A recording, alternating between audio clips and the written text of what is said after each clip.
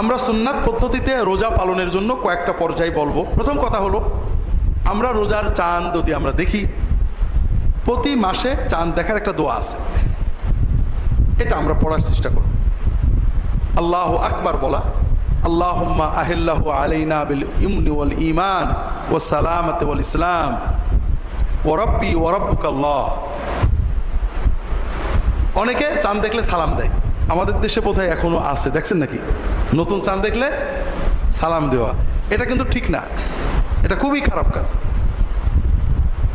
চাঁদ দেখলে আল্লাহর কাছে দোয়া করতে, প্রথমে আল্লাহু আকবার, এরপরে আল্লাহ এই যে নতুন মাস শুরু হলো, এই মাসটা আমাদের ঈমানটা মজবুত রেখো, আমাদের সকল কাজে কর্মে বরকত দিও।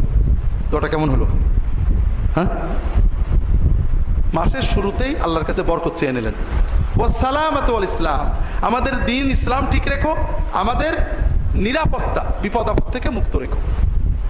এরপরে চাঁদের সাথে একটা কথা বলা, রাব্বি ওয়া রাব্বুকাল্লাহ, চাঁদ তুমি কিচ্ছু না। অনেকে চাঁদ পূজা করে, সূর্য পূজা করে, তোমার রব এবং আমার রব আল্লাহ, তুমিও যার বান্দা আমিও তার বান্দা।